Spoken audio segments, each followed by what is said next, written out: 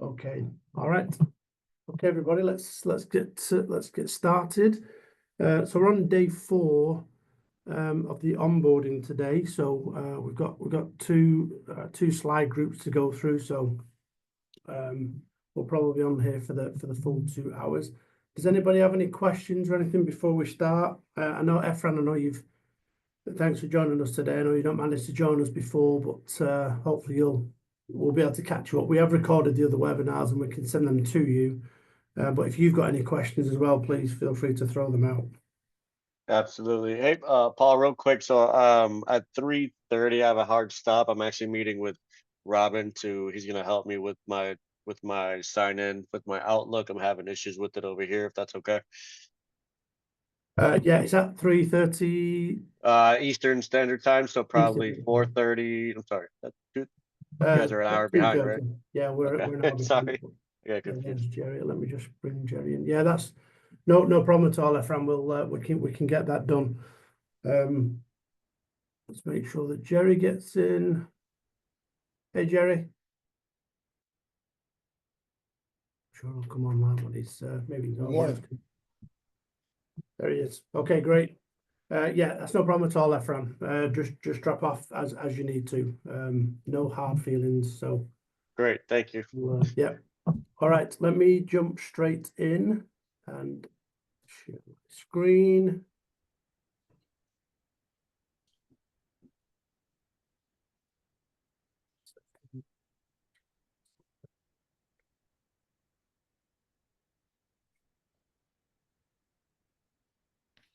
Okay, so yeah, so we're on day 4, and we're talking about kind of negotiating and closing and account management.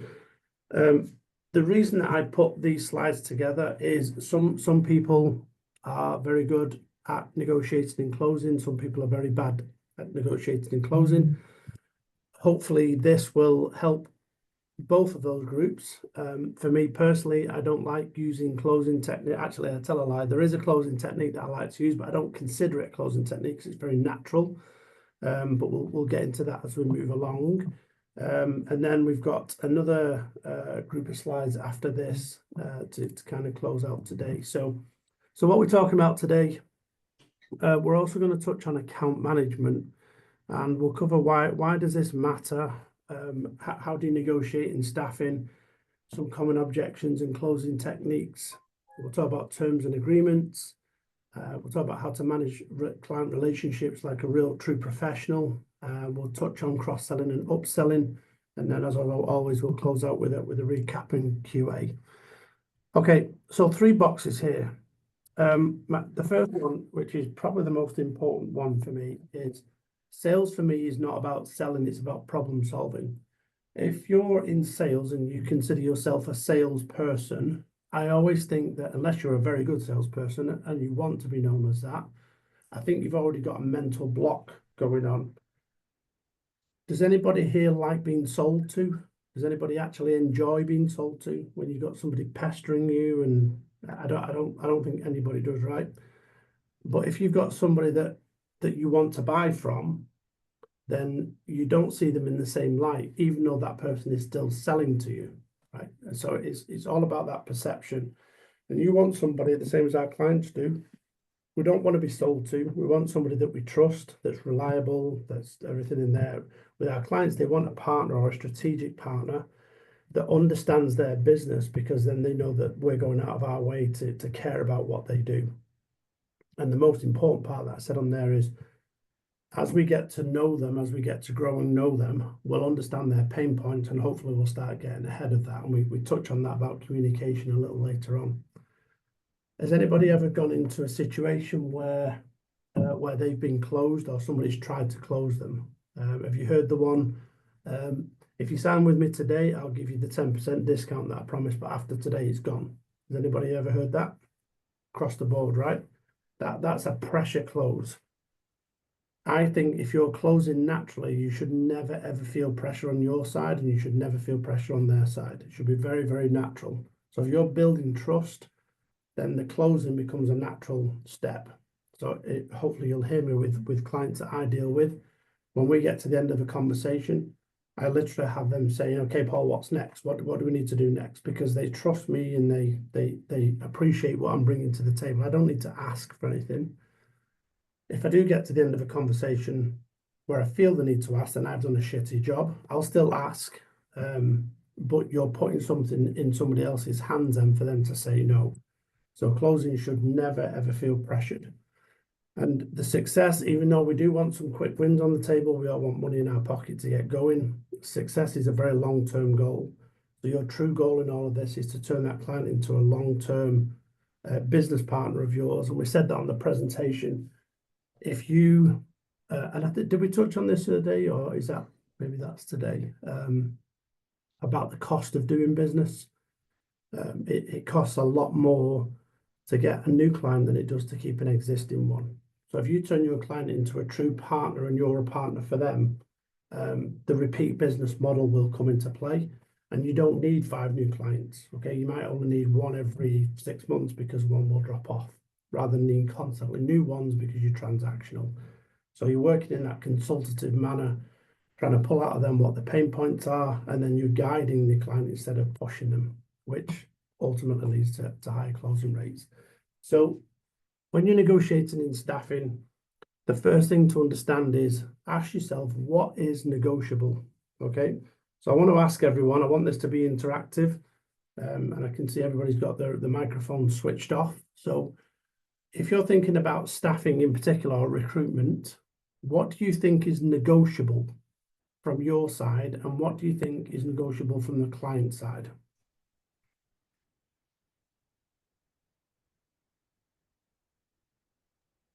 I mean, for me personally, I would say from my side would be being as flexible as possible with availability. Just generally speaking, and for their side, probably some flexibility as far as just overall pay, costs, numbers, things of that nature. Yep. Yep, all true. Anything else?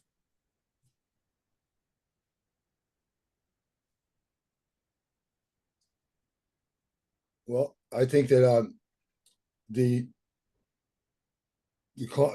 employee that the client is seeking, those parameters are not negotiable. I mean, they needed somebody that's skilled with whatever vertical that they need to be skilled in. There's things that are, well, he doesn't have that skill, but he has this skill. Those things are not negotiable. But I think price is negotiable. The cost that you're going to pay me to find you that client is negotiable. Yeah, and so forth. So the answer to that question in reality is everything is negotiable. Everything. So I'm going to pick on you, Jerry, because you tend to be a little bit more vocal than others. So tell me something in your life that is absolutely non-negotiable. Non-negotiable. You will not budge.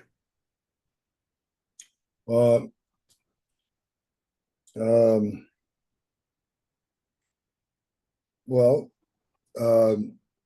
my ethics and how I deal with the customer. Can you name one of those ethics? Sorry? Name one of those ethics. As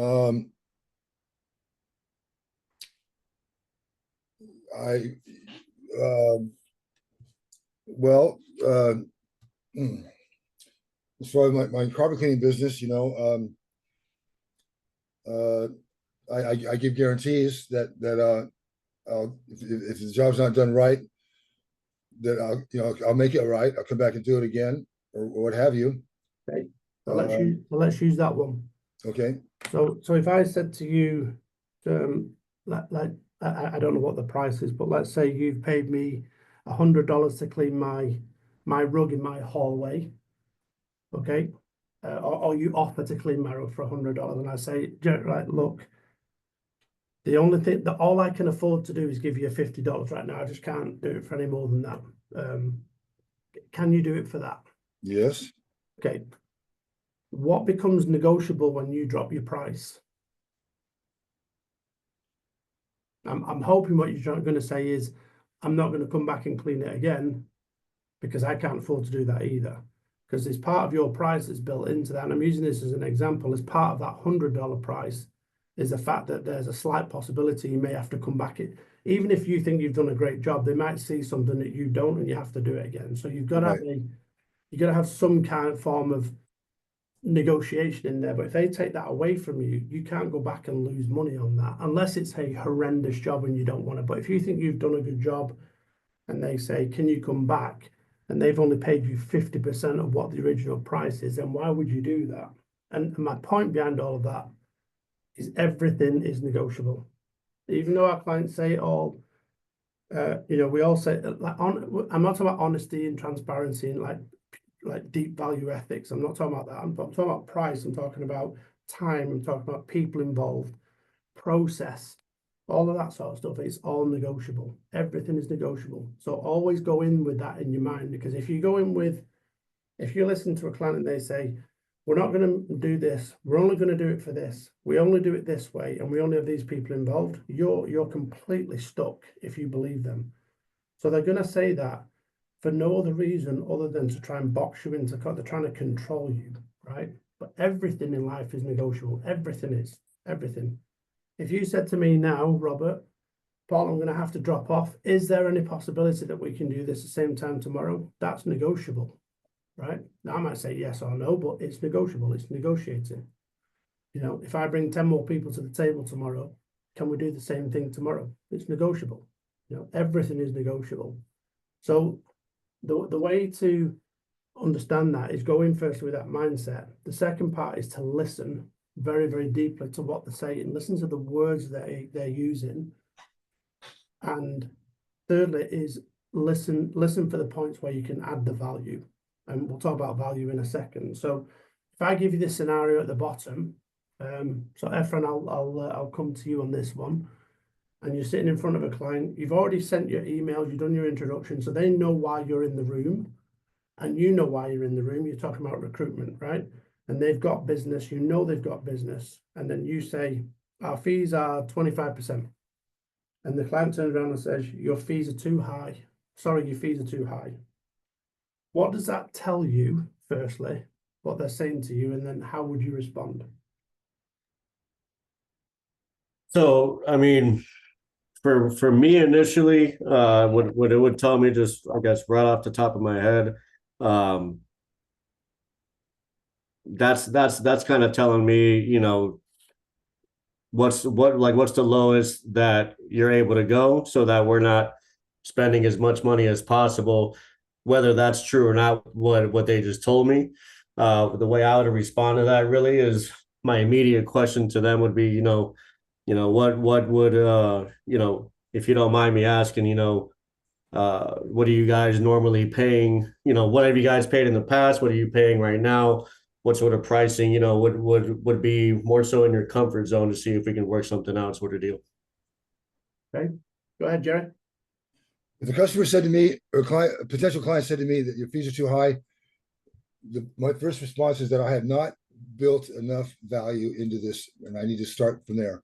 I'm not going to lower my prices. I'm not going to talk to him about what he thinks he should pay. I'm going to build my value. I'm going to show my value.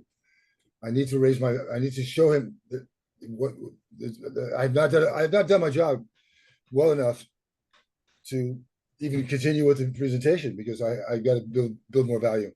Yep, correct. So how would you respond? How would I respond?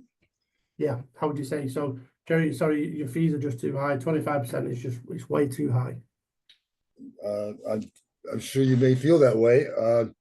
We have done the numbers, and we found that we're right in line with just about anybody else that's successful at doing this. Let's go over again what exactly we do offer for these fees, and start there. Okay, which is great. There's no harm in that. The way I've gotten around it is by taking down, there's a reason why you're sitting in the room. Remember that. Okay, there's a reason why they've asked you to sit there. If they were so happy with everything that was going on with their pricing, then why in the hell are you sitting there talking to them about doing exactly the same as somebody else? Yeah. And that's where I would go. And I would say, if you don't mind sharing with me, what do you mean by too high? and then let them say, well, everybody else does it for 20%, but is 20% getting the service that you need? And if you don't mind, if I can just step in, there's three things, and this was taught to me a long time. Maybe I've repeated myself, and if I do, then shoot me through the camera. But I was taught this a long time ago. If you're sitting in front of anybody, there's only three things that are worthwhile in life: is quality, service, and price. And you can only choose two. If you want quality and service, then the price, you have to pay the price. Right? If you want a low price, then you have to give up quality or service. Right? Quality might drop, service, I'm not going to answer the phone. That's something that I go to and I'll say, the reason that I'm sitting here is obviously something somewhere is not working right because you're looking to add another vendor. What can you tell me what that reason is? And then I would walk them into that quality service price. Not what's missing from me because they don't know me. Can you tell me at quality service and price what you've missed in the past? And that's the reason why I'm sitting here today. And let them walk through that. And then you talk into the value, then you bring the value back. But the value is absolutely right. You need to get back to the value add. Okay. So you want to be adding value to your client's day. We're here to make their life as easy as possible. Just move this window around a little bit. So when we're in the room, you know, we're always going to get objections. We've used these objections ourselves. We just talked about your fees are too high. Objections does not necessarily mean that they don't want to do business. It means they don't understand something. Okay, and it's how we respond that makes the difference. So talk about fees are too high. You're right, Jerry. Focus on value. That's a great question I put on the screen. So what's the true cost of not getting it right? That last hire that you had that took 6 months to bring in, what was the true cost of not getting that right? You've got to remind them as their pain point because they forget their pain point, okay? Last time anybody went to the dentist, I'm English, constantly sitting in front of a dentist, having my teeth done, having needles stuck in me. I don't like it. If somebody said, I can fix your mouth and give me 20 grand, right? It's going to be painful, but I'll do it. I don't have to go to the dentist again. But what I will need reminding in that conversation is how many times have you gone to the dentist and gone through a pain barrier to get where you are and you're still not there. Your teeth are still messed up, you know? Clients need the same thing. Remember when that hire went wrong? Remember when your boss was on your back? Remember whatever it was, right? You have to dig into that pain. So what's the true cost of not getting it right? We already have an agency. So why am I sitting here? If you've already got an agency and you click something somewhere, tell me what's going wrong. What gap can I? Again, you're trying to uncover them pain points. And the big one, well, so the big one, one of the ones we hear all the time is, well, we're not hiring right now. Firstly, why are you sitting there? In my mind. But if you're on a phone call and you're doing the introduction, just offer to stay in contact. Absolutely no problem at all. And if the little tips at the bottom that say, completely understand, no problem at all. And I'm not going to pester you. I'm not going to, but I would love to stay in contact with you. When would be a good time to touch base with you again? Is that 2 months? Is that 1 month, 2 months? And they'll say, oh, contact me in 3 months. Great, no problem. You put that in your calendar. But in the middle of all of that, you also put in your calendar something that's going on in the industry, something that's going on with their competitors, something that's going on with their company. Somebody gets promoted. They win a project. It all gets announced on LinkedIn. You want to know what that is so you can feed it back to them. And even if you just say congratulations, it's just another touch point. Okay, so that's all we're doing. We're not trying to run over the top of people. We're trying to bring value to the table in as many different ways as we can. Right, closing techniques. The one that I use is, I've used the first one, but the one that I use a lot is the last one. But the first one is called assumptive. I've used this. If this is very natural, then it's a great one to use because it does work. If it's natural, and please listen to my words, if it's very natural. So let's just say you've had a great conversation. You're talking about the terms and conditions. You've essentially agreed verbally what's going on. That's the time to step in with an assumptive close. And you can say, hey, I can't wait to get this started.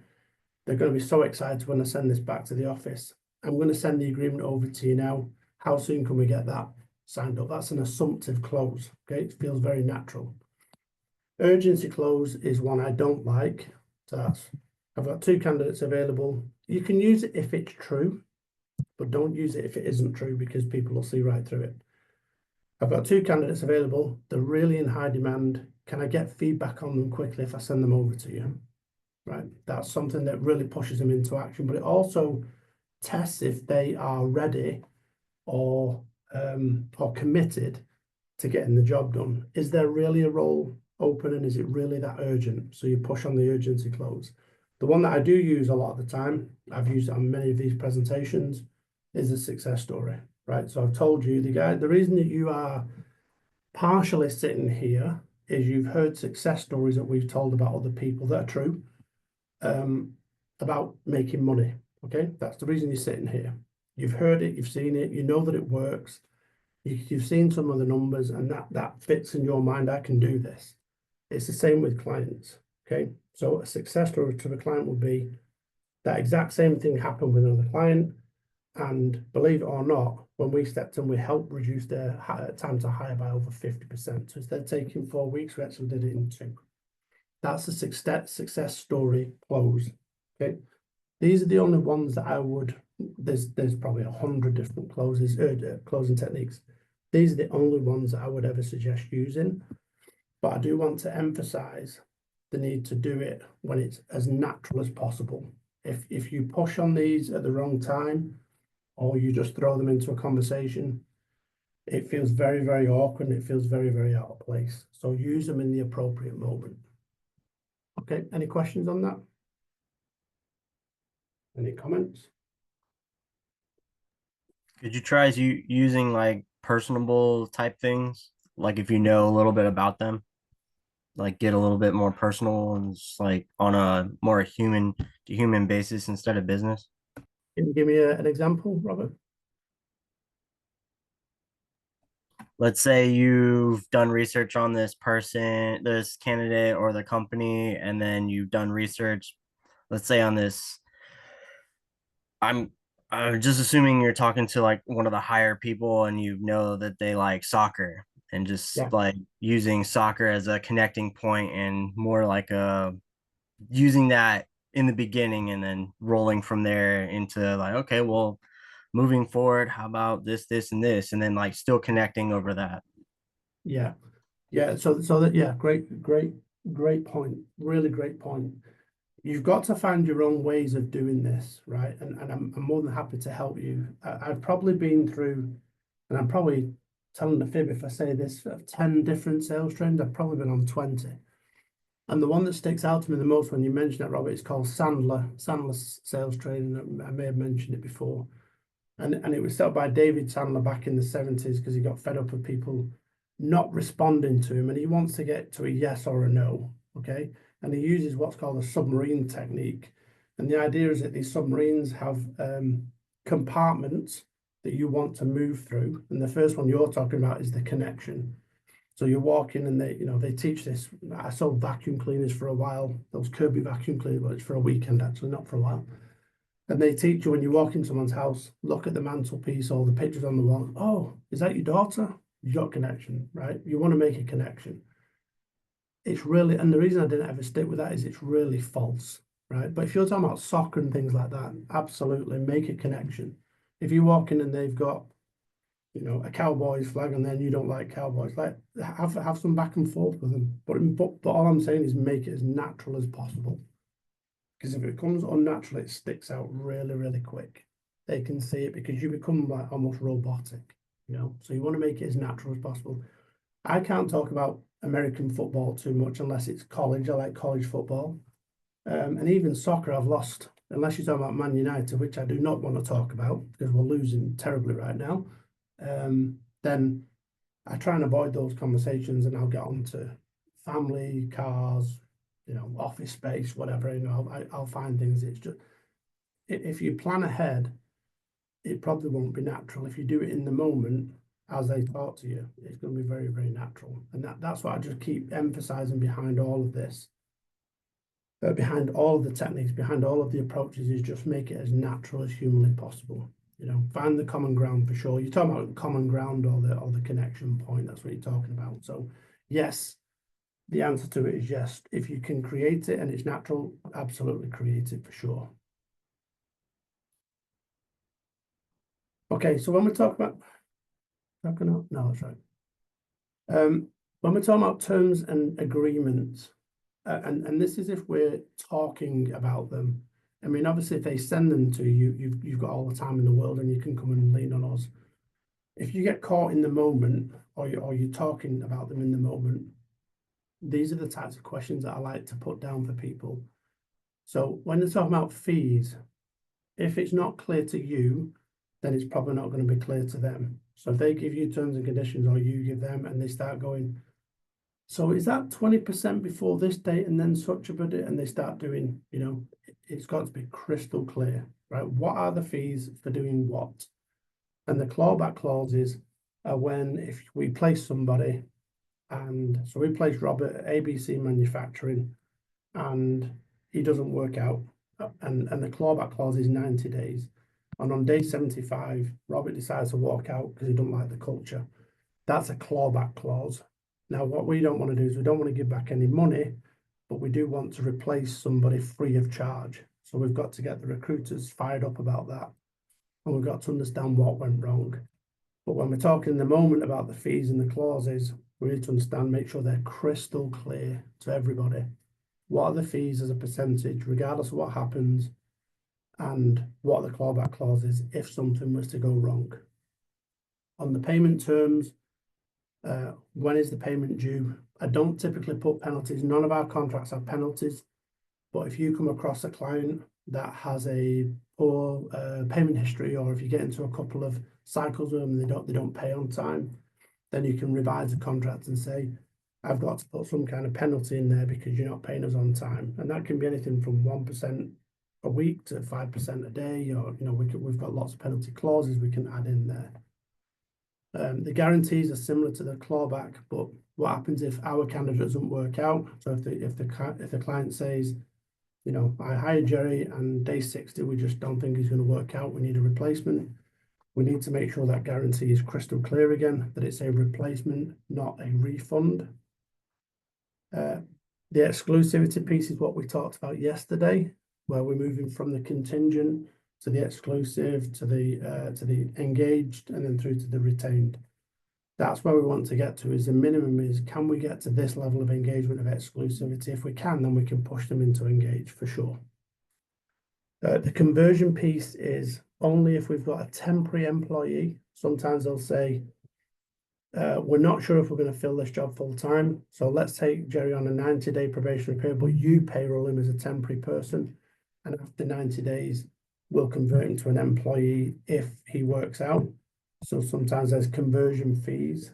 What they'll typically ask you for is the profit element from your temporary bill rate, the profit element on it after all the costs gets taken away from the overall fee agreement. That's typically what clients ask for. And then non-competes are really, really important. Non-competes is where we cannot, we need places where we can pull people from.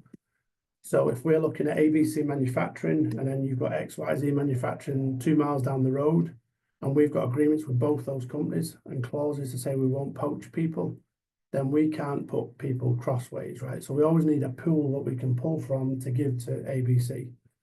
And the non-competes are what typically stops us. So what is the period that we cannot approach the company? Typically that will be, you know, if we place someone, it's typically 6 months or 12 months after that we can't take anybody from that client. Can everybody hear me okay? Just give me a quick thumbs up. I've got a door open here to let some air in because the AC is not working very well in here today. All right, so basically just walk your client through key terms.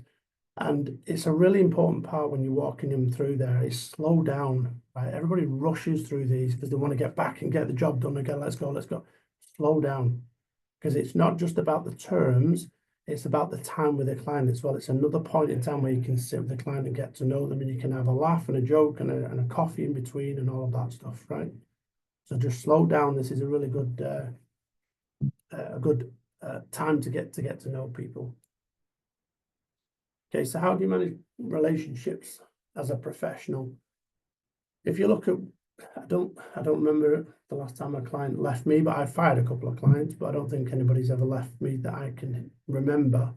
But clients do leave suppliers. They'll get to the point they'll say, we're done. I heard about something today from a prior company that I worked for, and a huge client of theirs basically fired them.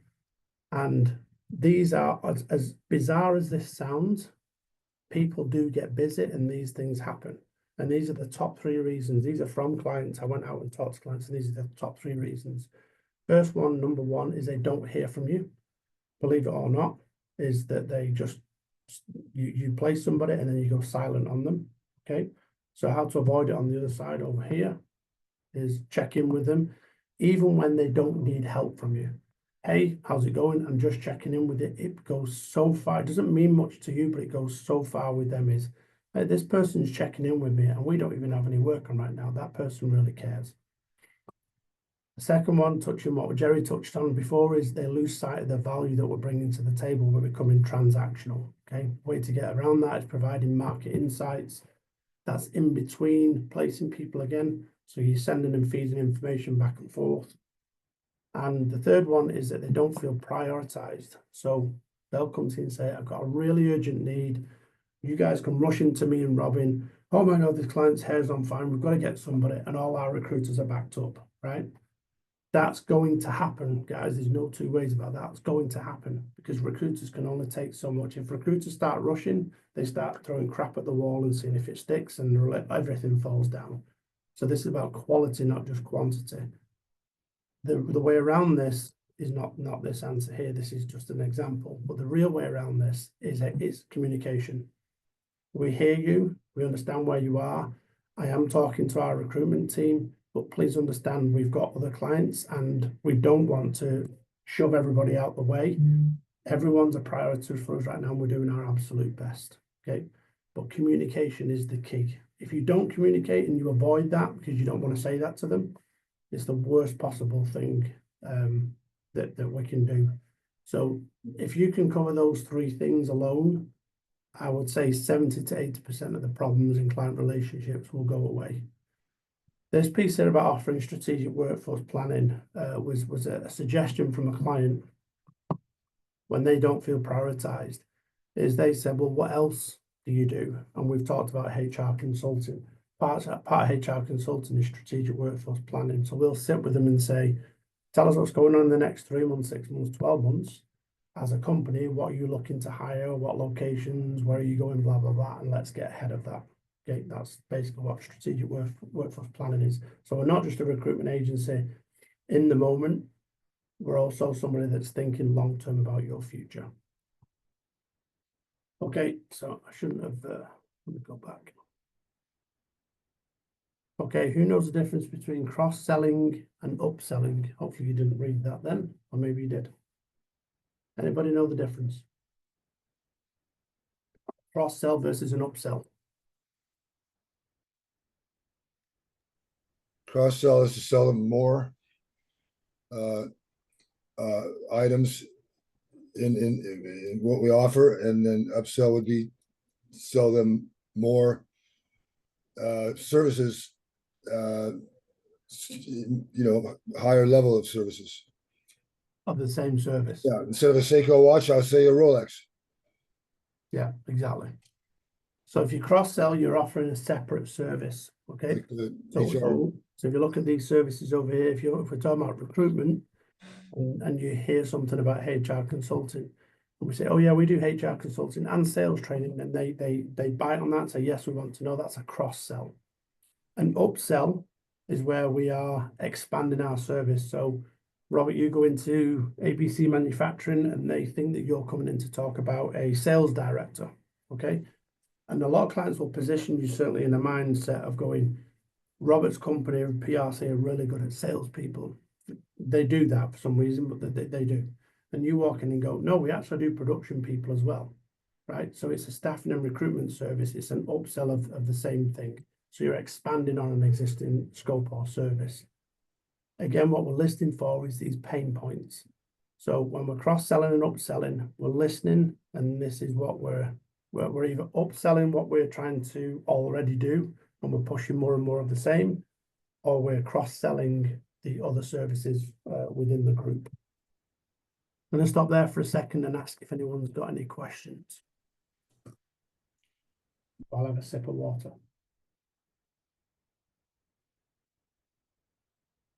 No questions? Okay. All right, so just to recap, remember that negotiation is about value. It's not, it says not just about the price. It's actually not about the price. If you drive the value in your negotiations, the price will come naturally. Just focus on the value add. Closing will come much more naturally if you focus on the problems rather than focusing on the dollar value. It's another way of saying the same thing. But if you're closing and you feel that pressure, oh my God, I've got to ask for the business, like something's going wrong somewhere. Still ask for it before you walk out. Don't not ask for it. But if you feel that pressure, then you've got some work to do around your value add. So if you feel the need to ask for something at the end and it feels pressured, that's where we need to work on it. And what we're trying to build is those strong relationships because we want that repeat client business. So that's how we build trust. That's how we build respect. That's how we get our values in there. How we get their values back to us, and we become a true strategic partner for them. So before I kind of click on the end there, I just want to know, everybody, one key takeaway from today. I'm monitoring the time. Oh, yeah, we're okay for time. What's one key takeaway from today? And if you were to use it on a client or a client situation, how would you use it? Ensure the client that we do quality over quantity. Very good. Yep. Excellent. Jerry? Just focus on the relationship, I think, is the key. Rapport building, and just don't go in asking for the sale right away. Go in asking how's your handicap? You know, been, I don't know, whatever interests them. Yeah, exactly. Offer them a drink, not a wedding ring. Think of the bar situation. I like that one. Buy you drink, you don't walk into a bar and say to someone, I think I was talking to Kira yesterday about this. You don't walk in and say, you want to get married? You know, because that would be really weird. If somebody walks up and they're good looking and they're, you know, reasonably looking, or they're your type and they're you're comfortable around them, it's kind of about you, sure, buy me a drink, yeah, because you're getting to know someone. Someone walks up and says, do you want to get married? And there's nothing else there. But we do this all the time to clients and wonder why we fall down. So build that relationship out for sure. Efram, what about you? Just being as organic and as natural as possible with the client. And I think for me at least, a lot of it would have to do with what you were saying about, being crystal clear myself before I start letting anyone else know as far as clients with, about, our numbers, our pricing, and be very, very, very, very firm in your knowledge in that. And then everything else could come as organically as possible because you have that confidence in knowing what you know. Yeah, absolutely brilliant. Yeah, love it. Shakira, about yourself? So knowing what to say, how to say, and when to say it. Yeah, that's actually a very, very good point. Another thing I was taught a long time ago is we were given 2 ears and 1 mouth, and we need to use them in that ratio, not the other way around. We don't have 2 mouths and 1 ear, and we tend to do a lot of talking to fill in the gaps. So yeah, very good point. Okay, great. All right, well, let's move on to the next one. Okay, so client retention strategies. We haven't been through this, right? Robert, you haven't seen this one? No, I didn't think so. Yeah. No, not yet. I think I think we've got 5 or 6 groups going on right now. So just want to make sure you're not sitting there going, what in the hell is Paul doing? Right, client retention strategies. So really important. It takes a long time, or it can take a long time. It takes time and it takes effort. I'm not going to say a long time. It takes time and it takes effort to get a client on board. And we want to make sure that we retain them at all costs. So I think the first thing, we touched on this the other day, I think about the prospecting and the analysis, is we've done the work up front and we understand why we're going to go and attack a particular client, or talk to them, or, and want to service them. So by the time that we get talking to By the time that we get talking to them, we want to make sure that we're getting in bed for the right reasons with them. We're getting married to them for the right reasons. Once we're married, we want to retain them. We don't want to start all over again and have to go all the way back to the start, to the finish. So that's what these slides are about. So we want to keep a client for life. The goal is to keep the client for life, okay, forever. I've got a client, and I keep trying to think of the year, but I mean, I've been out of England now for 23 years, 23 years, 24 years this year. And I've still got a client to this day in the UK that calls me when they need something. I can't recruit for them anymore, but they were a client when I was a recruiter. And the guy that gave me the contract has since retired and unfortunately has passed away. And he's passed that down, he's passed that baton down and said, all you gotta do is talk to this guy and he'll look after you, right? So I have to call recruitment companies in the UK and say, please fill this job.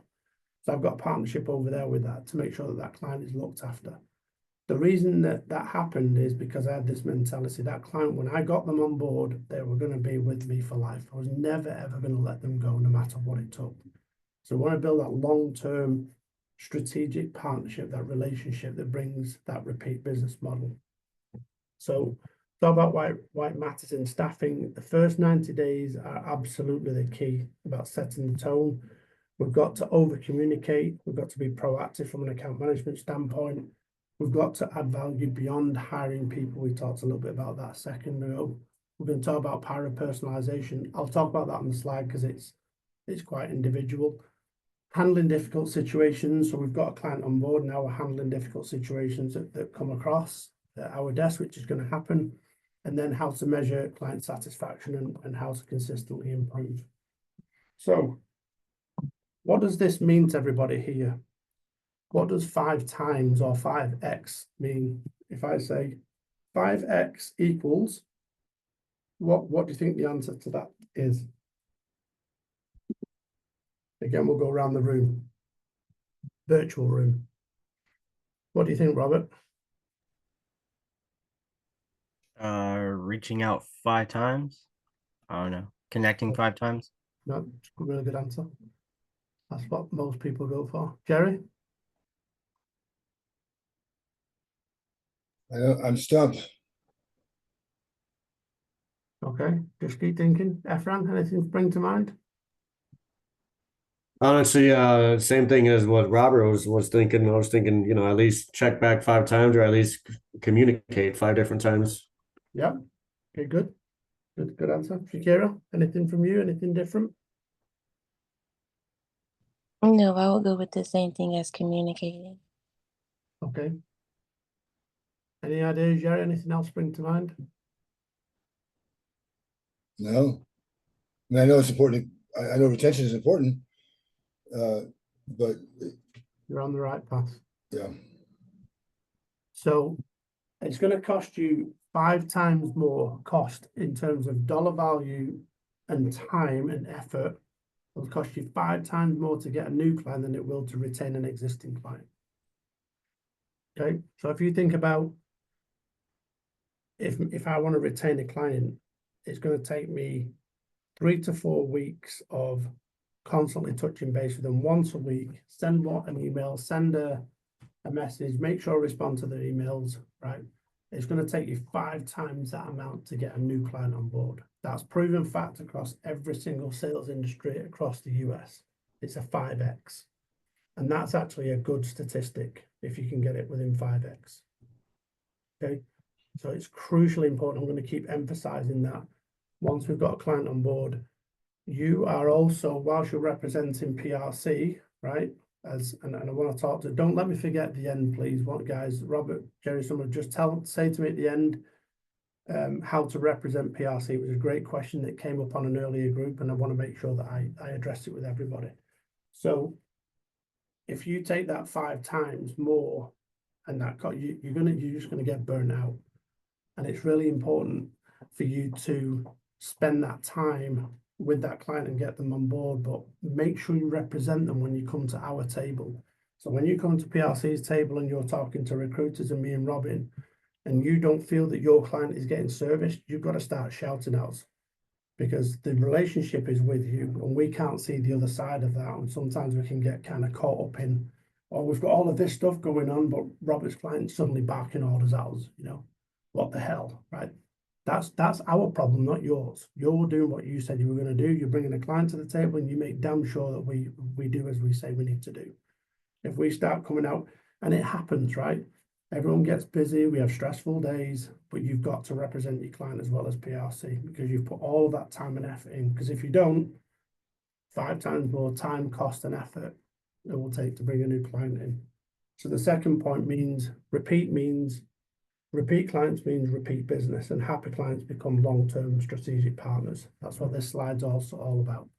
So just make sure you understand that as you're putting the time and effort in there, make sure you're communicating with us. I think I've got a good client coming up. I think they're going to have this coming up. Guys, we need to be prepared for X. They said this to me, and I think we need to be add the recruiters on, you know, high alert right now, because when they drop this ball, we're going to have to go for it. Make sure you're communicating on your client's behalf back to us. All that makes sense? And all of that equals, hopefully, equals happy client. All right, first 90 days. So again, crucial to set the tone. I'm going to go back to anybody had a crappy relationship that's ended in 3 months, whether that's with a woman or a man or just with a potential friend, or you've met somebody and it's like after 3 months, yeah, I'm probably going to stay away from that person. Anybody had that? I certainly have. In-laws. That's a good point. Yeah. Been married 3 times. What do you think? So that's really funny. That first 90 days is absolutely crucial because we're setting the tone with the client. Not that they will not see the need to set the tone with us unless they're that sort of client, which is few and far between, but some of them do.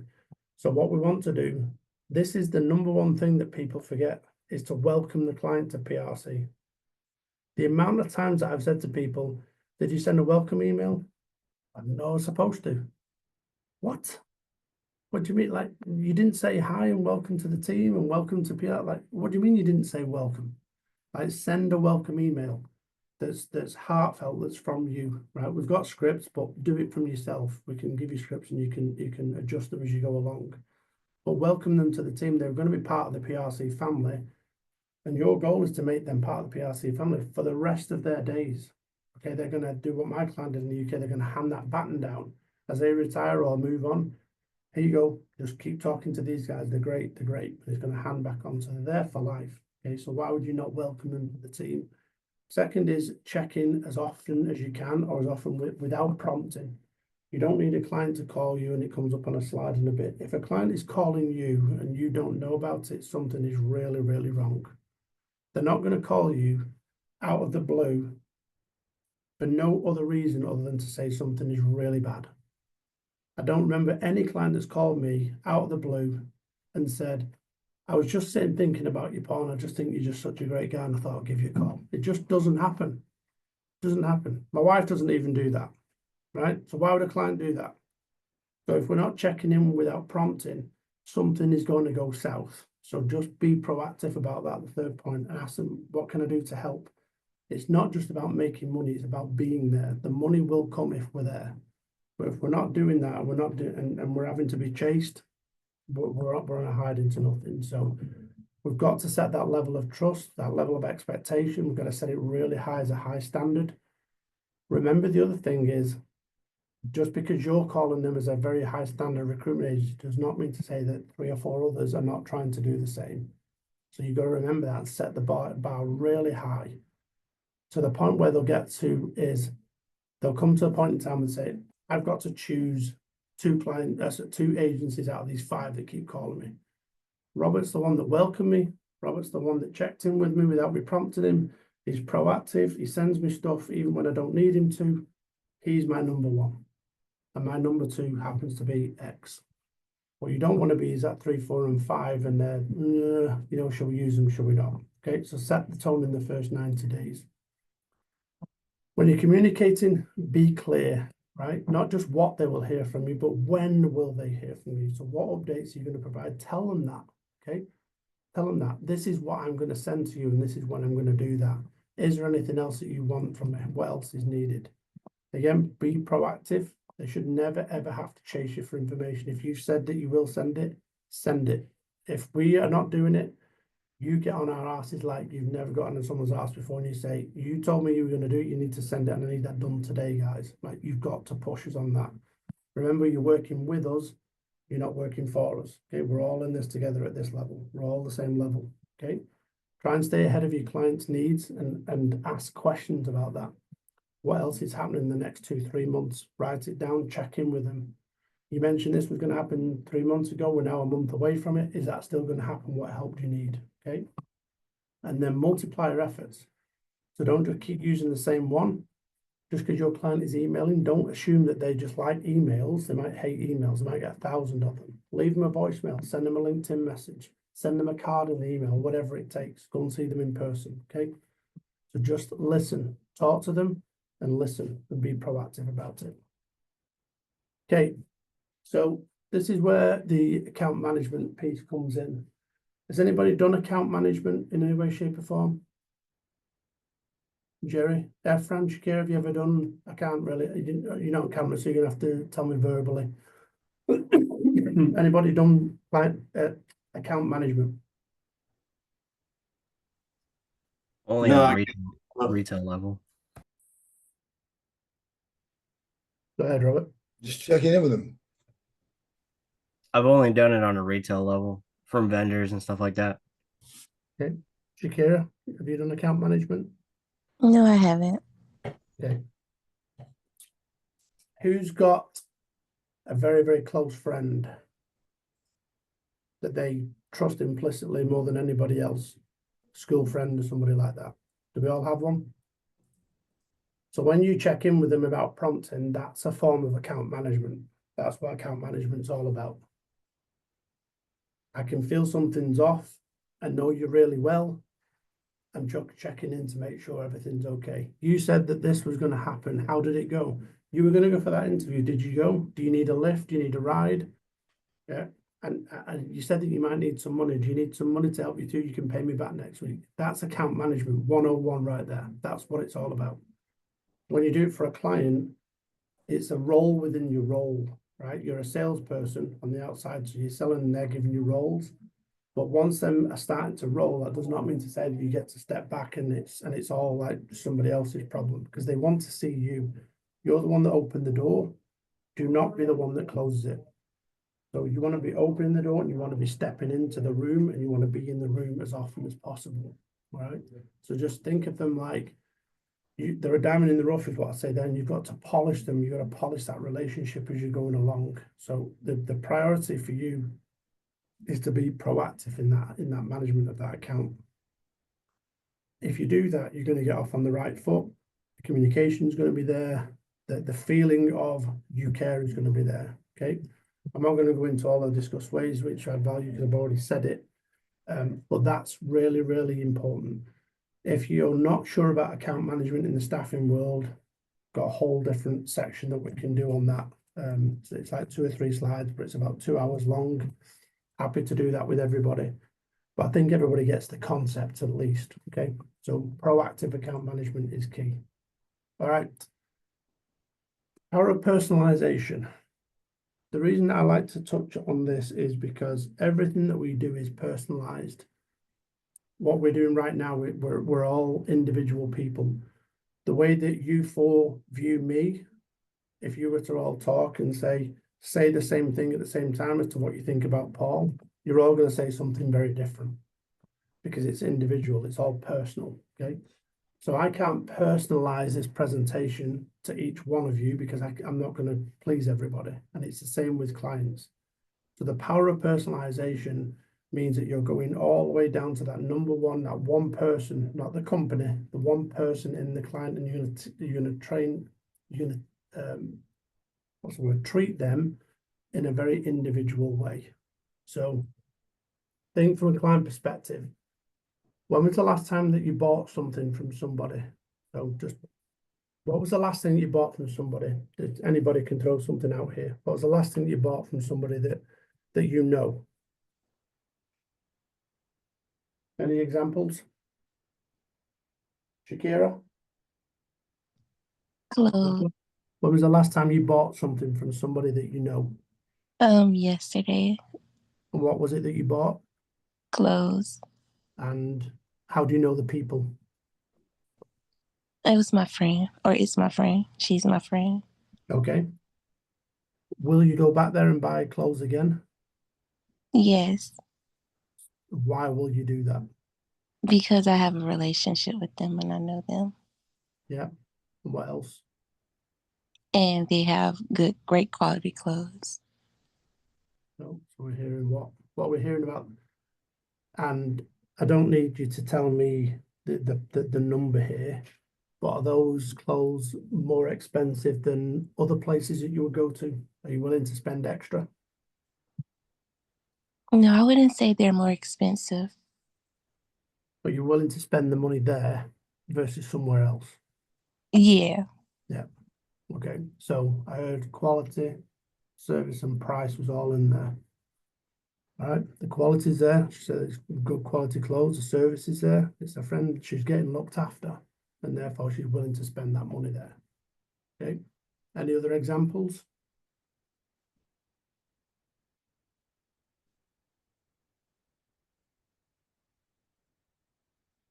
Maybe use a sales technique on you here.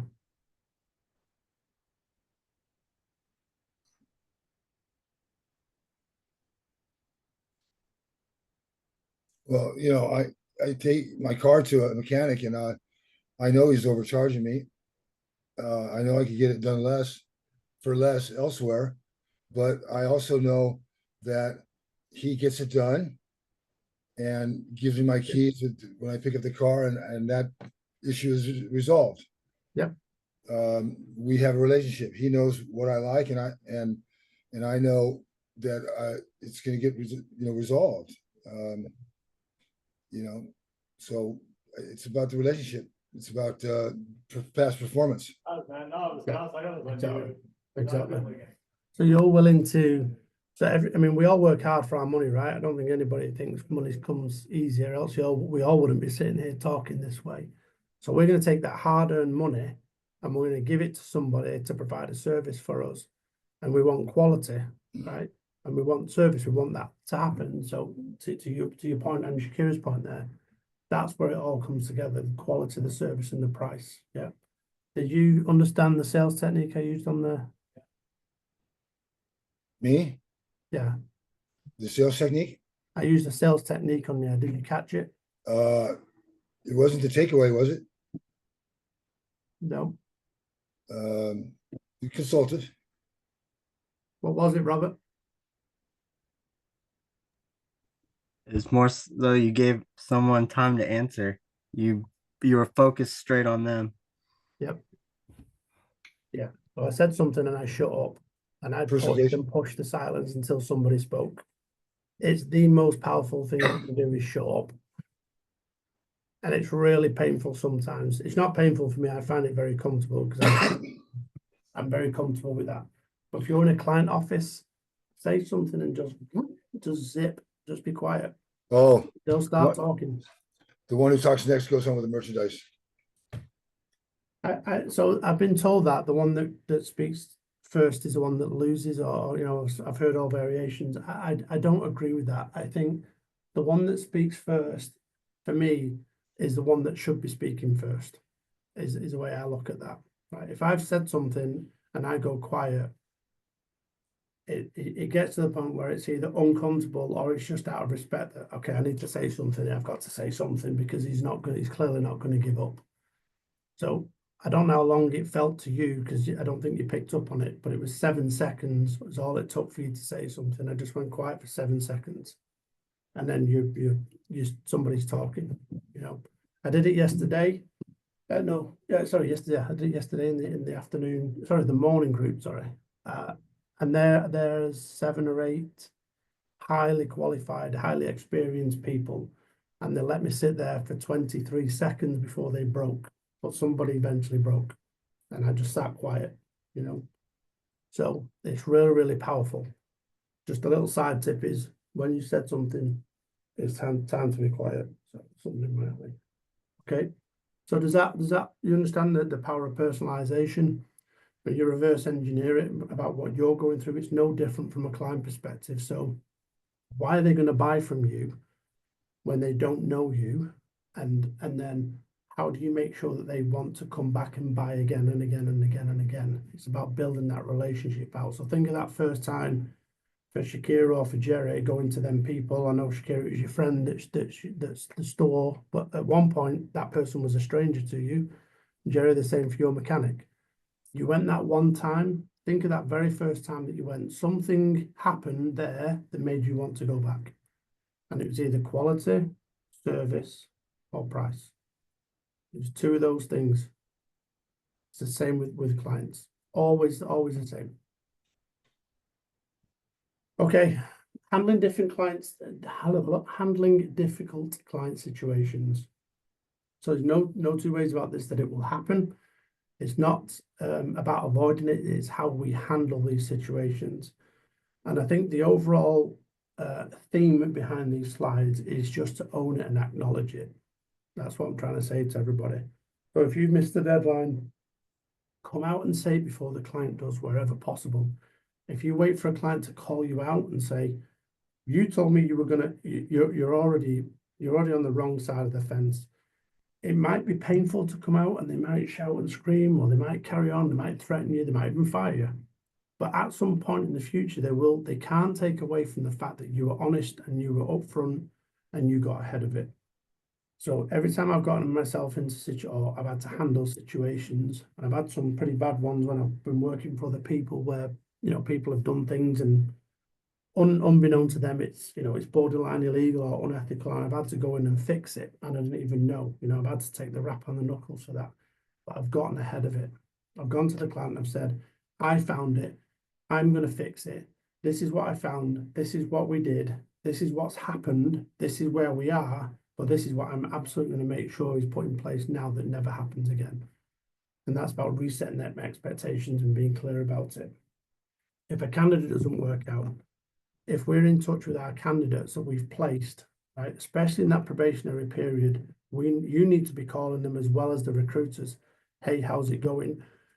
Not just because you want to check on how they're going, but in case we have to offer a replacement. But there's also, that's another way of finding business inside of a client's business. You call the call the candidates that we've placed there. Hey, what's going on in there? Oh, well, I heard yesterday that the Bob over there is really not happy and he's going to resign. Oh, really? What does Bob do? He's the production manager. Great. I call up Robert. Hey, Robert, you're the CEO of ABC Manufacturing. I heard that Bob's not very happy. Yeah. Do you want me to try and find a backup just in case something goes south?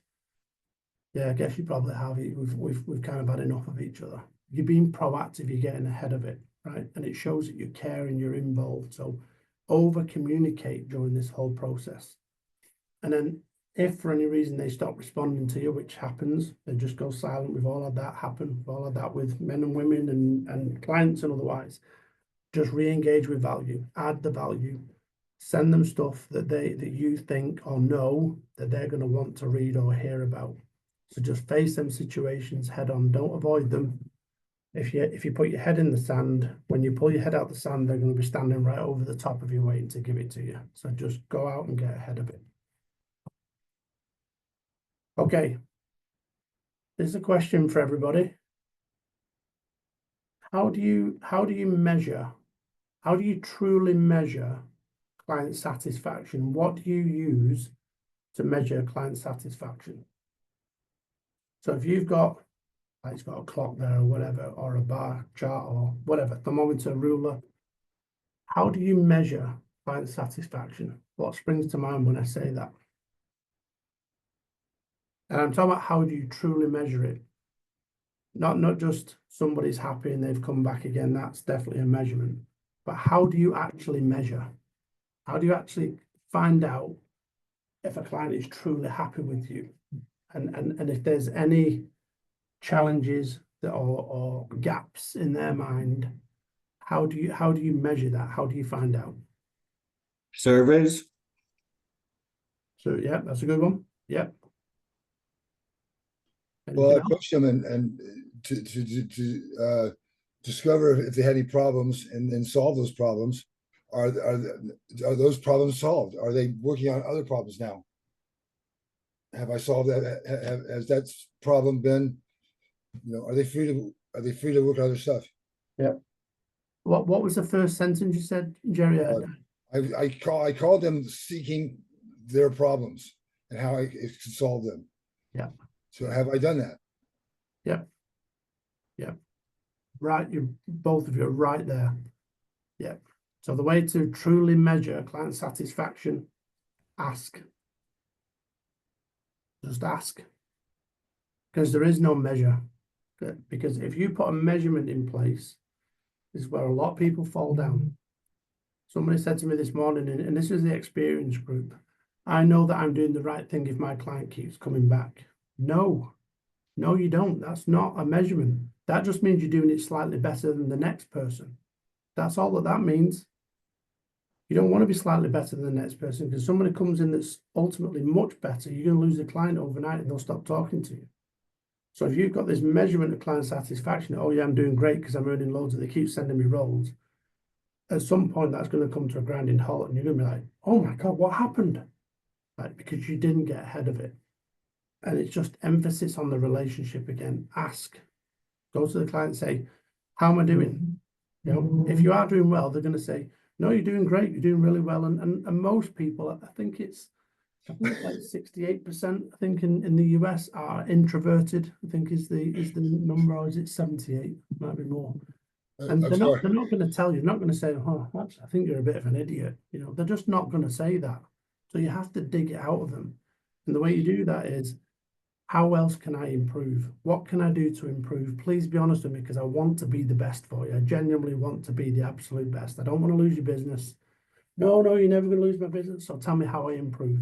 Because if I'm staying still, you're slowly dying. That's all you're doing if you're staying still. If you look at a marriage, right, of two people, and them two people do the same thing day in, day out. I'm talking about current generation, not the older generation, but when they didn't have anything to do. Everyone's so distracted now that if we've not got multiple things going on the whole time, and we're going here and we're going there and we're spending this and we're doing this and we're watching this, if you did the same thing over and over and over, that marriage will start souring, that marriage of people. Not just man and wife, it's about generally.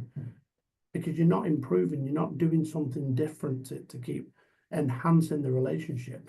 If you don't do something every now and again for your wife or your husband, you're going to run into a problem. I'm not going to say they're walking out, but you're going to run into a problem. You're going to run into arguments. They're not going to feel like they're loved or cared for. Same with the client. So what do you do to constantly improve? Just tiny little incremental improvements as you're going along, and asking is absolutely the way forward. And if you're not asking those questions, there could be something fundamentally going wrong in the background that you don't know about. Okay. Just real quick, I remember I had a good friend, I still have a good friend, and he was kind of a mentor as well. He was older than me, but then, I was single at the time, and we'd be on the diner at work, and the leads would go south. So we'd go down to Starbucks, have a coffee, and I was asking, you'd be looking at girls, and I said, well, what do I say to this girl? He said, well, what's start like? Go like this. Go, hi, my name's Jerry. How am I doing so far? Yeah. I remember that. Hi, my name's Jerry. How am I doing so far? I like that. Just ask him, I guess, huh? I might say that on my next presentation, see what people say. That's funny. That's really good. Anyway. Okay, so recap and takeaways. Obviously, the main key points are there. We want to retain, we want to personalize, and we want to quickly resolve situation. We want to get ahead of situation, not quickly resolve. We want to try and get ahead of them, but if we can't get ahead of them, we want to quickly resolve it. So, what are the key takeaways from today that everybody's taken away?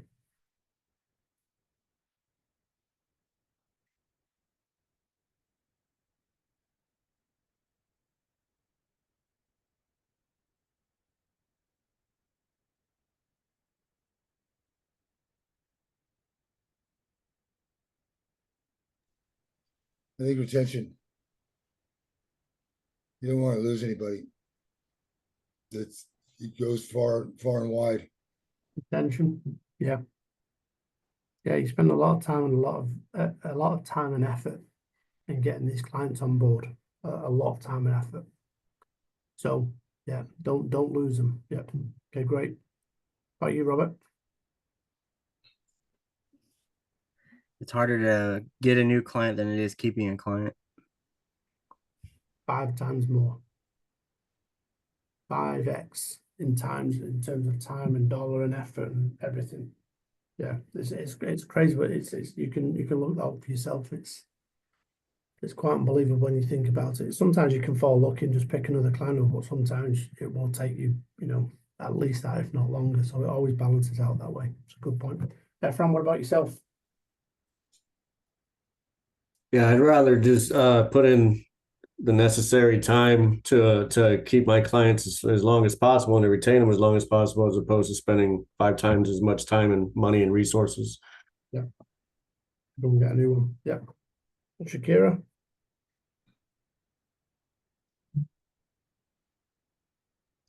Building long-term relationships through retention and tying that into negotiating, not the pricing, but also letting them know that you're worth working with. Yep. So adding that value. Exactly. Yeah, exactly. All right. Great stuff. Good. Okay. Any questions from anybody before we?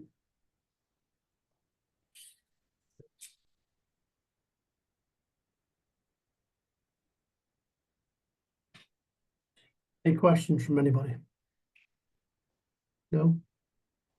Okay, so we're at day 4 of the onboarding. I'm just gonna when we're talking about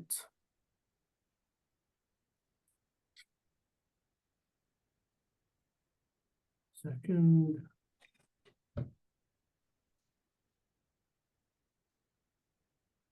But when we're talking about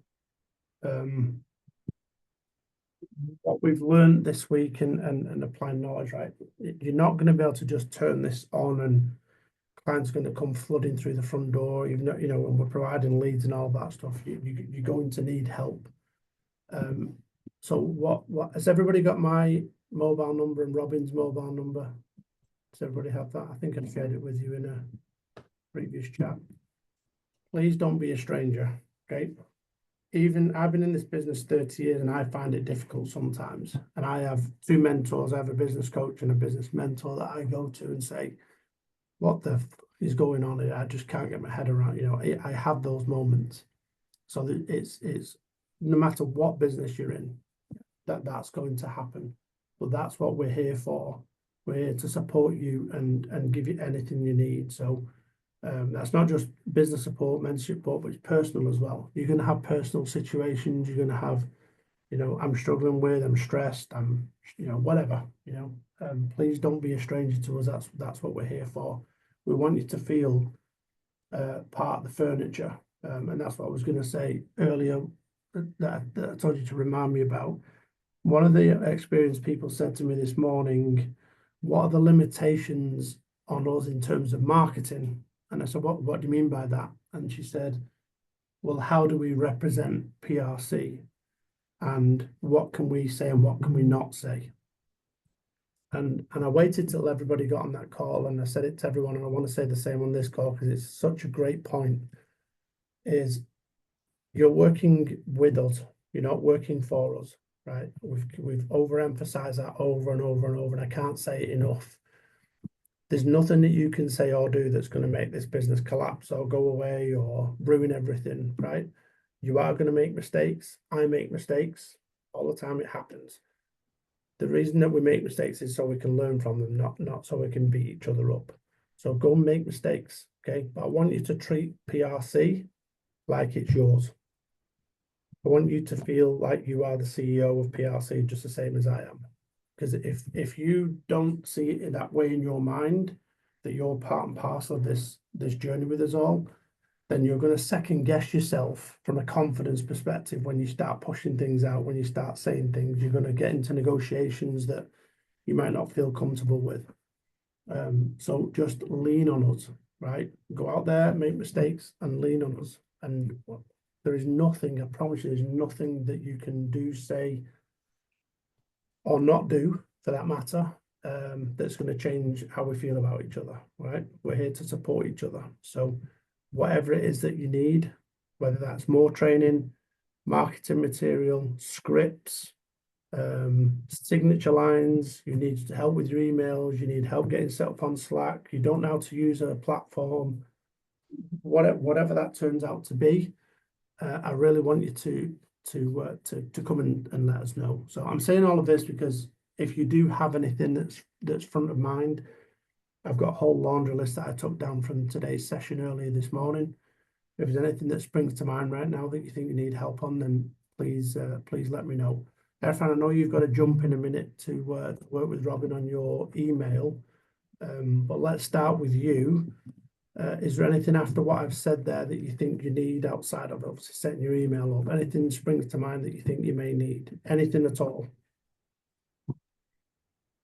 I mean, nothing really comes to mind just immediately, really. It's just more about just actually starting to do it all, right? Just more repetition, and as far as my comfort level will be with actually speaking with potential clients and things of that nature, and actually selling them, you know, our services. The whole recruiting TA part, as you know, I'm pretty comfortable with. It's just, you know, the front end, I guess, part of it of actually getting that client in the door would be just more of a comfort thing, just more and more about repetition, really.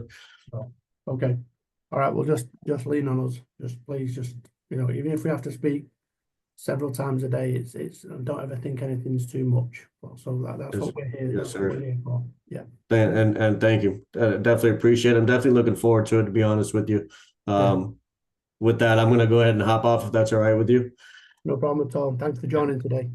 Thank you. Take it easy, Thanks, y'all. Irfan. Have a Yeah. good one. Okay.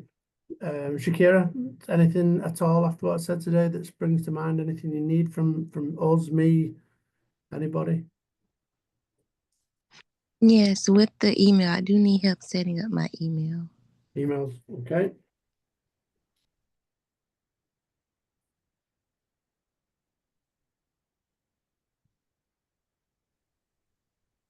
So I'll get Robin to do that. Anything else, Shakira? No, not as of right now. Okay. All right.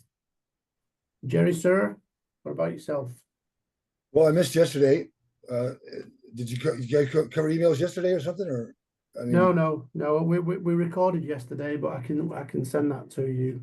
so I need an email, obviously, and we just am I using we using Zoho or something for our email, or are we using our own personal email? No, we've got PRCGS emails all set up for you. Yeah. So need that, and you're gonna send the leads, right? Yes. So Okay. yeah, So no, do you, I'll talk about leads in a second. Yeah, I'll Yeah. come to that. Yeah, perfect. and is there any recorded calls of anybody doing what we've done we could listen to? No, I saw that look right there. In terms of clients or, Yeah, or well, these I mean, calls? you know, my thoughts are I'm just gonna call and set an appointment, and then you're gonna do the presentation at that appointment, and I'm gonna listen in until I'm comfortable Yeah. closing it myself. Then I'm gonna get to a place where I close. I don't need you, right? I can close my own. Yep. Okay. So right now I'm just gonna set appointments and be a sponge during that time. Yep.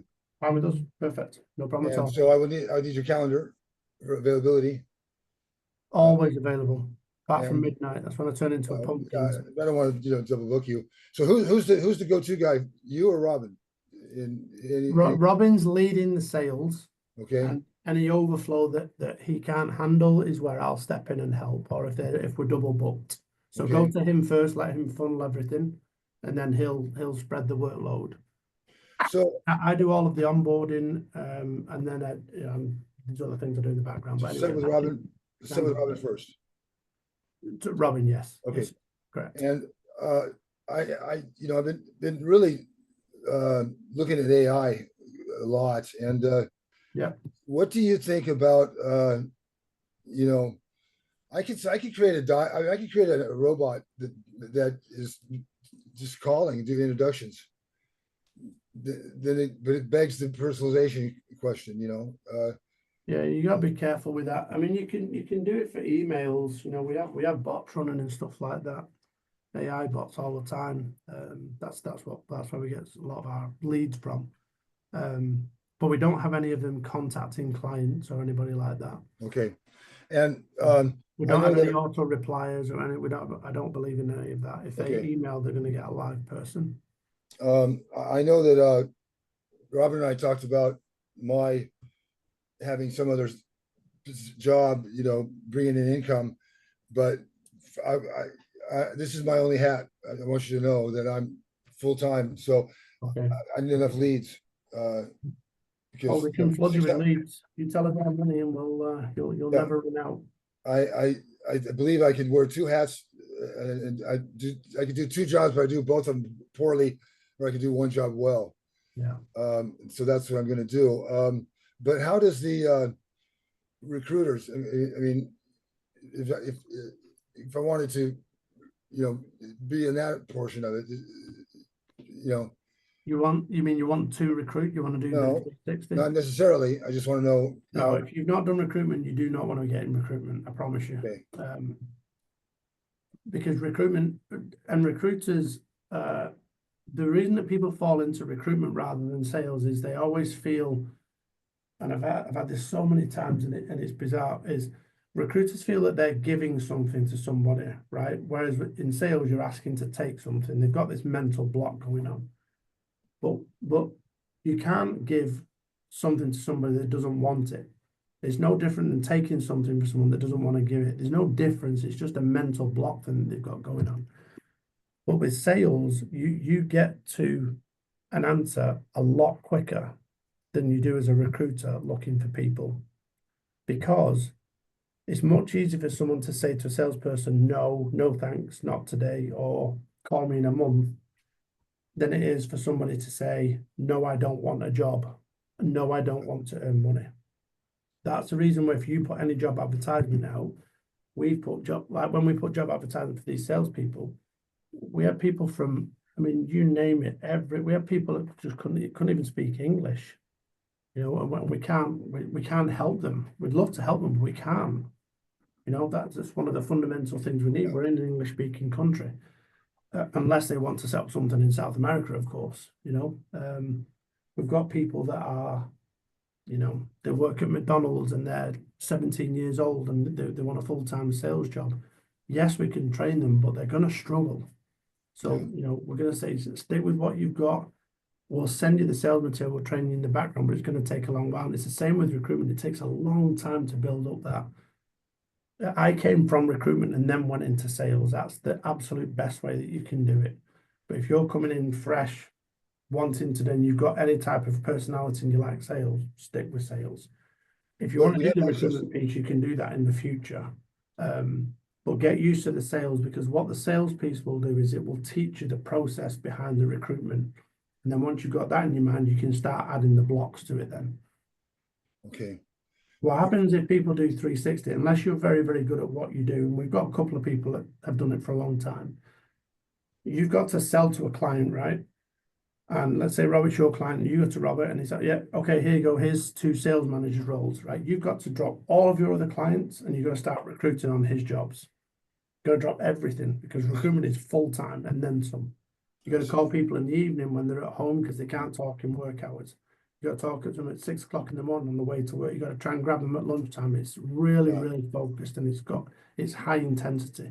And then when you finish placing 2 people with Robert, you got to put your sales hat back on. You got to go and get a new client, unless Robert's going to feed you a load of work. So you're going through this roller coaster ride. So I just say stick with sales first, unless you really, really want to get recruitment, which is fine. I'm not going to stop you doing it. But stick with sales first and then move into recruitment. You'll learn the recruitment process as you go along, and the recruiters will talk you through that. as you start to hear them, when you start talking, and when you get your first jobs in, you'll be talking to recruiters, and I'll be on that call, and you'll hear the types of conversations that they'll have. They'll be asking you, what's it like there? Where's the location? What does the building look like? And you'll be going through it on Google, and they do all of this research. So when they go to market, they're an extension of your client as well. I Rather than see. just going, I've got a job, do you want it? I've got a job, do you want it? I've got a job, do you want it? It just doesn't work. So it's all about that cultural piece. Okay. They put a lot of emphasis on. So you've got to learn that cycle. You got another day coming up. We could do role playing and so forth. I thought I would take advantage of that. Yeah, on Thursday. Yeah, that's exactly what that's for. It's if you want to do that, you can beat me up as a Yeah. Well, I can be a salesperson. You can be a shitty client. That's what people like to do with me, and see if I can get around you and all of that stuff. Yeah, more than happy to do that. Look at Robert smiling. I know where he's going on Thursday. I'm going to get. I think the biggest part is getting past the gatekeeper in a lot of this stuff. Don't you? Yeah. Yeah. I mean, yes, to a certain extent, but I think if you have a mindset that there's a gatekeeper, you're already kind of in the wrong mindset, if that makes sense, you know. Yes. I mean, I don't know. If they've got if a company have got someone purposely sitting there and going, I'm not putting your call through because I don't like you or don't like what you're trying to say. We're talking to the wrong company anyway. So let's use that. We need pools, remember, we've got to recruit from somewhere. So let's take them from they've got a shitty company attitude. So let's start taking people from there and put them in great companies, you know. Makes sense. Don't need to be on gate, but we can do gatekeepers. You know, you're gonna get the can I tell you tell me who's calling, please? We can do all of that stuff on Thursday if you want to do that. Okay. Do you have things to send over to us, price list and contact contracts and so forth, or? Yeah, we've got all of that. Yeah, contract terms, agreements, everything. All right. Just what I'd say is just start calling, start to feel your clients out.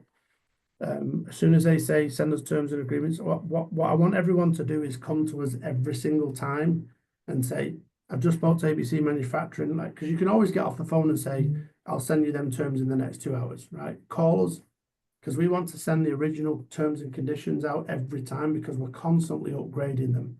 If we give you a set of terms and you just keep running with that, you're already going to have an old set. And the company's doing this, starting to part. So we want to make sure we're constantly sending you the most up-to-date ones. And secondly, is we want to also track what's going on, right? If you're sending stuff out and we can't see it, we're not preparing that recruitment team. What we say to the recruiters is there's 10 terms and conditions going out today. There's 3 manufacturing companies in Illinois. There's 2 construction companies in California, right? And the recruiters are thinking about that. All right, what's my network look like? And what you don't want to do is you come on all of a sudden and go, I know I didn't tell you guys, but I sent these terms to this construction company in the middle of nowhere and they've given 10 jobs, but they need them right away. Like, them recruiters are going to be frazzled, like, because they'll have no visibility into that at all. Okay. We're trying to keep everybody as best we can prepared for what's coming. Okay. Make sense? Yeah. So each time you want terms and conditions, and you can keep the ones that we send to, we're not asking you to do, right? But just ask if there's any updated ones so we can see who you're sending them to and why as well. Well, what about the CRM? When do we start? We will implement that. That's also Robin. So on Pipe Drive, yeah. I think he had a problem with that actually early on in the week that I think we'd lost some information or something was going on with it. So I need to get with him on that. But okay. I'll get that. So basically what I do at the end of these onboarding sessions, like Thursday was a bonus, you know, just more for the people new to industry that I do it for, is I hand you over to Robin. I'll say, right, you know, these people have gone through the onboarding, everything's great. They want to continue. Like somebody said, when do I send you my bank information yesterday? And I said, send me the bank information when we've got payment for you. Because otherwise I don't want to hold your bank information. I don't want that information on our file. So unless we're going to get in bed together and do business together, like your bank account is none of my business, you know, and you don't want me, I'm not going to do anything with it, but you're putting something out in the atmosphere that doesn't need to be out there unless you're absolutely sure. So that's what I said is let's get through the onboarding. If everybody's in agreement, the leads will start flowing, Pipe Drive will kick in, And then as we start getting to like when we start getting towards placement, that's when me and Robin will say, okay, send us your bank information and we'll start plugging that into the system to get you paid. Does Pipe, do we have our own dedicated number for this, or do we use our own phone numbers? The Pipe Drive, Well, is Pipe Drive a dialer also? Pipe Drive's a CRM. That's just a company CRM. Yeah, I don't think there's numbers on there. So we don't have our own, Anybody can go in and under PRC and put the stuff in, and they'll have their name attached to it. but the phone number is going to be our own phone Your number. personal. Correct. Yeah, we Okay. can set you up a Google Voice if you I want that. Yeah, I have but, those also. I mean, you can do that yourself as well. I've got two Google Voice numbers that I use for various things. Yeah. Just for I don't myself. know if it's a customer calling for carpet cleaning or Yeah. you know. So yeah, we'll get you up and running. But again, you're talking about personalization, Jerry. Like some people have not asked us these questions. You know, they want to use their own phone. Other people are going to go and get something different. So Okay. we're here to support you as much or as little as you need. You know, if you need all of that support, we'll get you everything set up. Should I record my calls? Absolutely. Yeah, if you can. Yeah. Okay. Yeah. If you come to one of the clients comfortable, yeah, because you'll learn a lot from it. Yeah. Okay. I'm not sure if you got it, but I emailed you about probably 2 hours ago about things that I'm pretty much what you're already saying. But it's more so getting the literature for everything. So I can start I guess formulating my emails, because I already have a company right now that's looking for 9 positions and I want to reach out as soon as possible. Yeah. In marketing. So I feel like if I can formulate that email within a day, I can email them tomorrow already and start getting the ball rolling there. Yeah. And on top of that, I guess I was mentioning if we could just get the slides as a PowerPoint presentation through the email, because that would be less of a file size. And that way we can just upload them and just look at the slides individually and go through them ourselves. I feel like that'd be a little bit easier instead of maybe the recordings. I mean, in Jerry's case, he would need the recordings just because it would be easier for him to see what we talked about. Yeah. We can do Um, both, but we can send you a link for the recordings you shouldn't have to download anything because it should pull from our server. When I did it on the OneDrive, it wouldn't work. When you told me to do it yesterday, it popped up, but it wouldn't pull it. And when I tried to, it said something about having to extract the file. I tried to, and nothing was there. And that was through that the initial email on the day one onboarding video that you sent out, or I think Robin sent it out.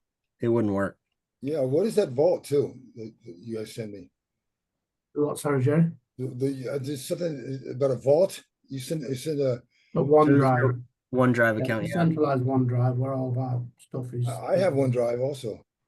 Yeah. But I'm not. When I get an email from you on my cell phone, there's no content on it. Right. Yeah, and I don't think we're sending anything, or we shouldn't be sending anything on email, but like Robert's point there, if we send the slide decks, they're a lot smaller in Okay. in capacity, so it shouldn't block anything up. But I need to look into that OneDrive link, and because you're not the first person to say that, Robert, that those links are not working. We changed something yesterday when we started recording, and because Zoom wouldn't allow us to record it back to their cloud, so we're recording it to our cloud, and that's what the change is. So if the links now start working like today, in fact, I'll see if I can send you this when we finish. Then the Zoom cloud is working like it should be doing. So but something kind of went off on that. I don't know what it is. I know Robin's looking into it. So yeah, I'll get you the slide decks and I'll get you we'll send you the links over. Yeah, anything that you think that I can attach to emails as well, like literature for the client to guest or candidate to read and stuff like that, that you think would be more informational for them, that I wouldn't have to, I guess, throw in an email, because I know emails, you don't want to chock full information right off the bat. You just want to introduce yourself, what you're doing, how you can help them, and then initially set up a phone call to talk more. But I feel like email attachments and stuff like that might cut out the phone call. That way you're not on the phone for them too long, because you already know right off the bat they don't want to talk that long. If you can get them in and out and give them the information they need, I feel like it'd be more beneficial between both parties. Yeah, for sure. No, we can do that. All right. Yeah, I got And asked for the one page earlier. the only other thing I have a question is, you guys aren't gonna. I mean, I guess since Pipe Drive might be an issue for you guys, and I was talking to Robin about this because he asked me about HubSpot. You guys aren't gonna switch to that, would you? HubSpot? Yeah, No. because that's a headache. I was telling him about that. I'm like, I was glad you guys didn't use that, and we learned a lot about Pipe Drive within college and everything like that. And HubSpot just seemed to be not so user friendly, I guess, CRM as far as when it came to business purposes, because it mainly focuses on the marketing side of things and not so much the sales side. Yeah, no, I agree. Unfortunately, I've used HubSpot myself and couldn't stand it. It's an absolute pain in the backside. Just didn't. Everything that they say that it does absolutely does not do it. It does the opposite, at best. So no, we use Pipedrive. There's another one that I use called Pipeline Pro, that's really good. That just it does absolutely everything. It's a whole suite of things, but you've got to be really, and I'm not one of them. You've got to be a really advanced user to. Once you get to know it and understand it, it's supposed to be amazing. But I'm just starting to get to know that now and working on it in the background. So we may roll something like that out in the future. But Okay. Paul, yeah, Paul, we're not competing with each other, are we? I mean, Robert, you said 100 leads. I don't have the same leads. absolutely. That's correct, right? I'm joking. But yeah, I just want to. No. Okay. Okay. But here's the thing, you will be competing with other agencies for sure. With who? Other agencies. Yeah, I know that. Yeah. There's other agencies calling on these people, and so the sooner we get to them and hang out our shingles, the better it's going to be for everybody. With all our leads, are they going to be first time candidates, or will they be like sometimes repeat? And will we be told to repeat so that way we're not trying to shoot ourselves in the foot? Or would you rather give that to more experience or more people that have already worked with you guys? No, we don't have any anything like that going on in terms of how long people have worked for us. We haven't had anybody that's left clients behind yet. Hopefully that never happens. So that's not an issue right now. In terms of the warm leads, Robin's got two processes going on. He's got the leads that we could, and I hate when they say the word scraping, but we scrape from job boards and things like that. So these are companies that are openly advertising for positions that we know we're really good at, right? So those are the leads that you'll get a lot of. We do not like using inbound leads because we normally find that it's just a load of crap. There's people just kicking tires and other agencies trying to find out what we're charging and things like that. But we do have an agency lead producer platform that tells us that they have used agencies in the past, and that can be slightly warmer. And then so that's over there. And then the one that Robin is actually using is a mixture between WeConnect and what's the other one? Lemlist. So WeConnect and Lemlist. Lemlist has a huge database of people, right? And it's constantly being added to. And then WeConnect is the one that goes into LinkedIn and pulls information into Lemlist, right? So it's like a Chrome extension. It's an API.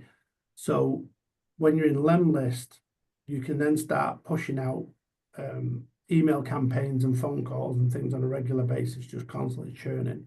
So we're piling clients into there and it looks like it's coming from PRC Group Services, but it doesn't have me or Rob in there, right? And those are the leads that we want to get to quick to start handing out. If people come back and say, yeah, sure, let's have a conversation, we want to get those out to the sales rep. So that's going on in the background the whole time. But you can imagine it's massive. There's tons of that stuff and it takes a while for it to come back. So the initial leads will be cold, but they will be people that are hiring and have got advertisements out there, and we just have to find out, how quickly they want to hire and if we can help them or not.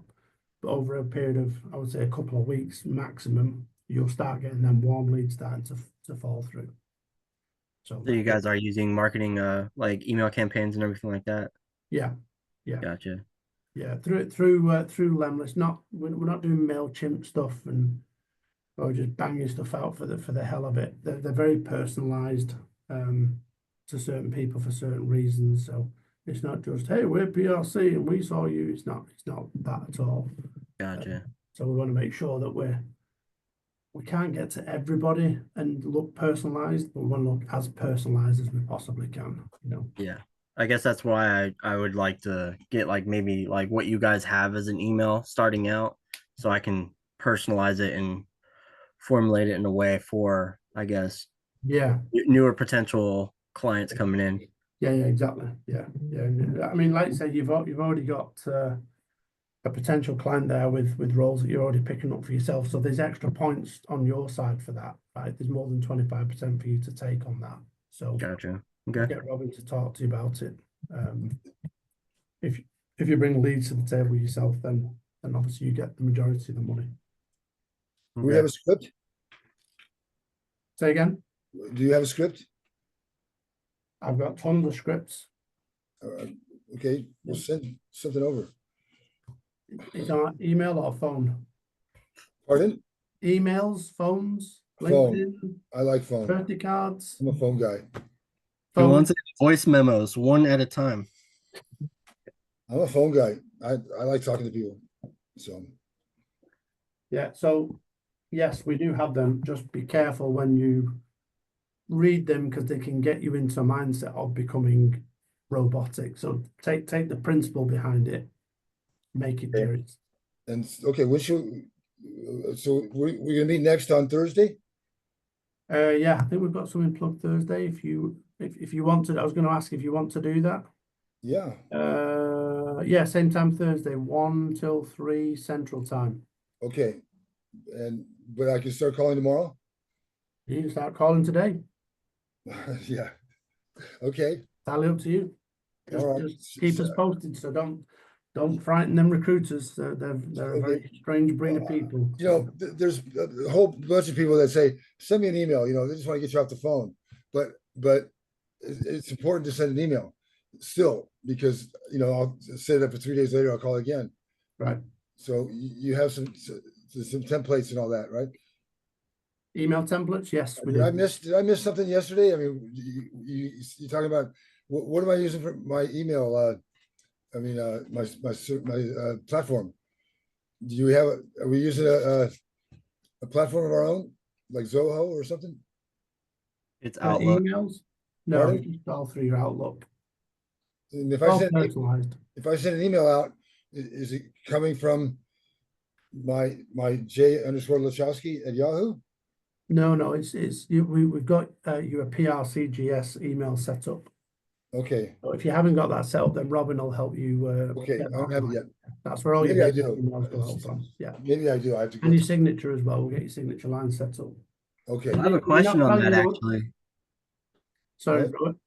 I have a question about that signature line. So the signature line, mine keeps deleting itself.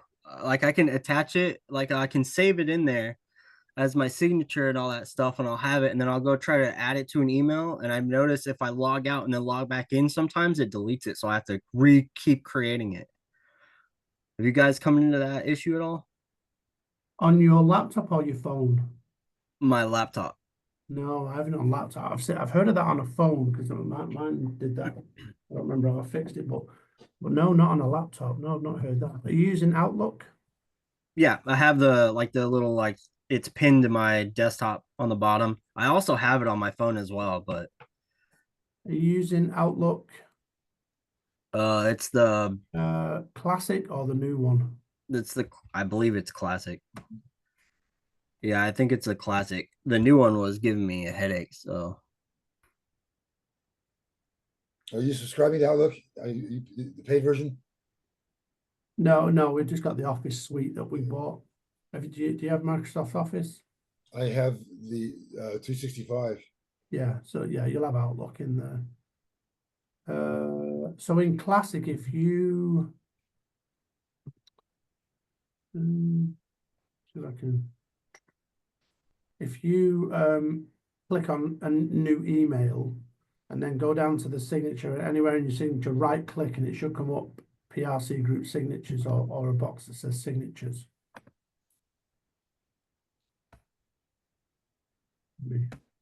I usually have to press insert and then signature Dropbox will come after that. Yeah, it's still in there, but it's because I redid it when I sent you the email and then I haven't exited out ever since. Might just have to keep it up there. Now that's a point, Robert. I've never exited out of Outlook. So that could happen to me. I don't think I've ever closed it down. I've had to restart for for updates and stuff, but Yeah, I've never lost the signature. I'm just see if I can. I mean, it only takes like 2 seconds to redo it. It's just a pain in the butt. No, it's a pain in the backside though. So why is that not doing it? So can you see that? Yeah. So if I right click this and then pull up signatures, is this what you're using here? Same thing. So it's classic? It's the classic look. Yeah, that's what I use. Then you copy and paste in here and then okay. Is that what you've got? Is this how you're using it? Yes. I'm trying to compare it. Actually, no, mine's not the classic one. I thought I was using classic.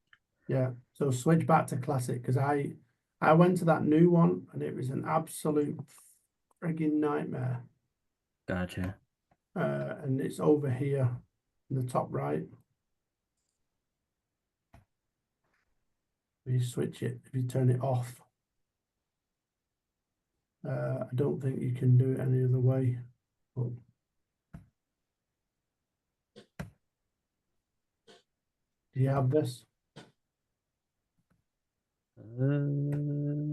Top right, try the new Outlook. Just turn it off. Yeah, I don't have that option on there. Not on the new one. It doesn't have like the little box on the top.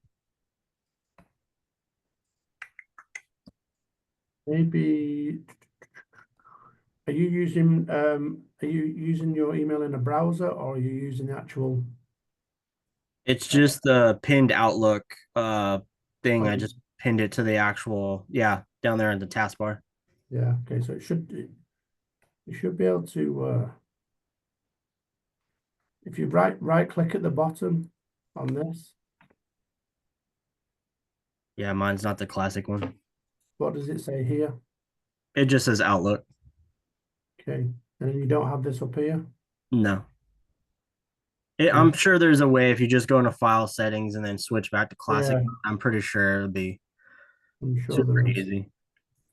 Yeah, it's gonna be down here, office account or options or something like that, but yeah. It's no worries. Yeah, well, that's when I went over to that new one, it drove me absolutely insane.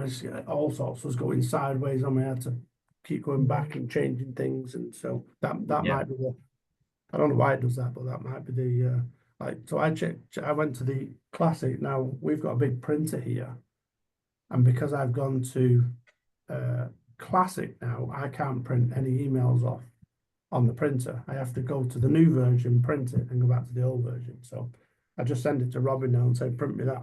Does it?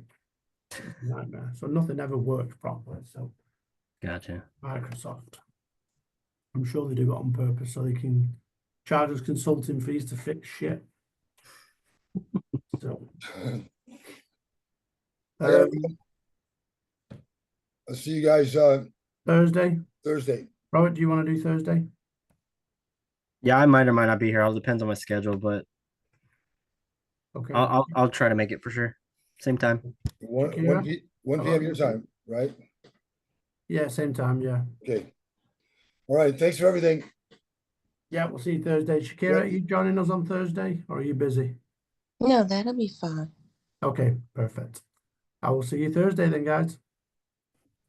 See you later. Take care. Bye-bye.